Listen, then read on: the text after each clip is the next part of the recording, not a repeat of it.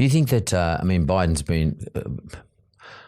Biden's been not accused, been characterised as someone who's not competent, mentally competent, probably even physically so, but definitely not mentally competent to run a country.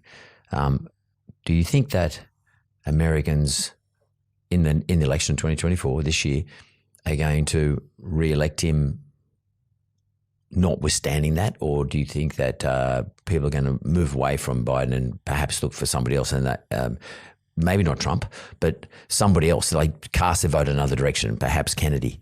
Bobby Kennedy. Yeah. But where do you think Americans are going? Because and is this Kennedy seeing that there is a gap in this division between the two camps and is running up the middle? And how big not a threat, but how big a threat is he to both Biden and to Trump? Well, Bobby Kennedy's a good man. Nobody owns him. And he wrote about this COVID thing and all this, and he wrote against Fauci. Those guys are criminals. Big Pharma runs the world, so do the banks, as you know. Yeah. So Bobby Kennedy is like his family. You can't buy them. So I like Bobby Kennedy. And it's not Republican or Democrat. I just want somebody to keep their, actions speak louder than words. And so Bobby Kennedy took on Big Pharma, which is good.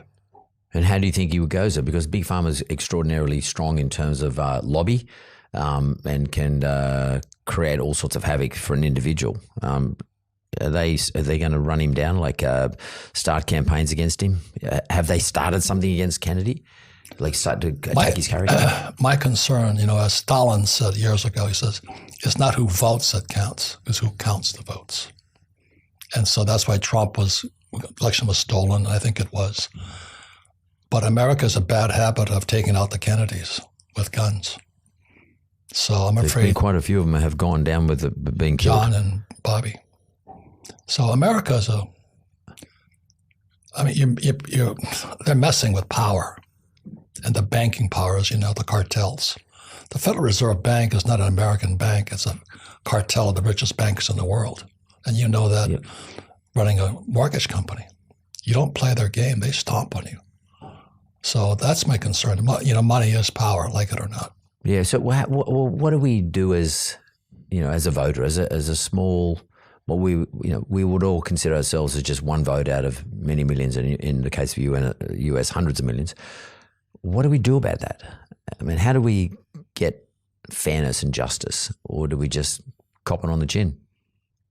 Well, everybody has their own idea how to do this. My idea way back when was educate yourself. So I created the cash flow board game because I learned investing playing Monopoly. And Maria Montessori, she's one of the great educational entrepreneurs. She said, what the hand does, the mind remembers. So in school, I sat there, words went in one ear, out the other, just said nothing. And that was my poor dad, lecture, talk. Whereas my rich dad taught me about investing, playing Monopoly. 4 greenhouses, Red Hotel, 4 green.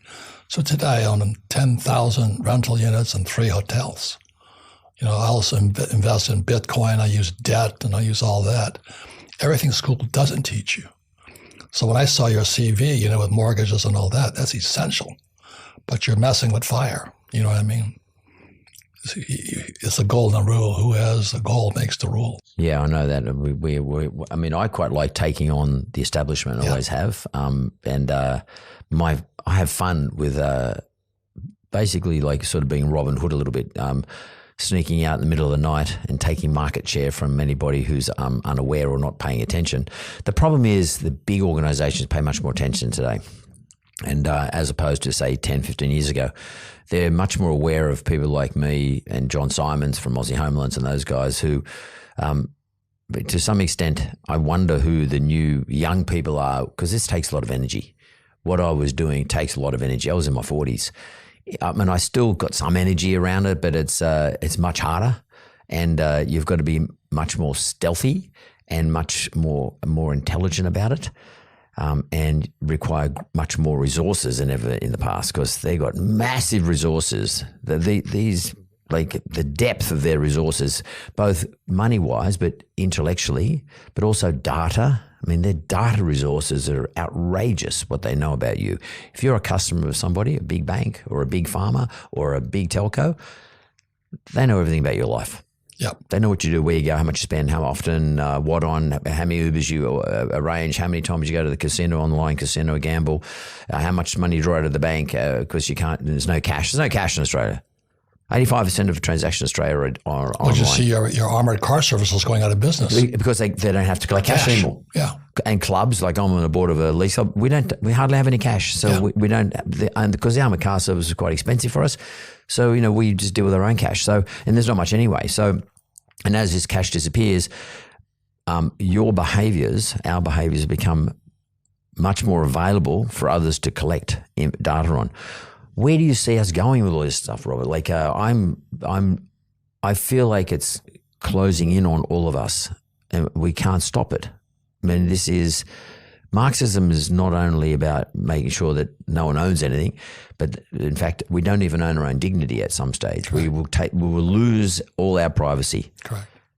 That's part of the process. Is there one person sitting? Not one person, but is there a group of people sit there planning all this sort of stuff? Because I can't imagine. I can't understand why no one's ever talked about them.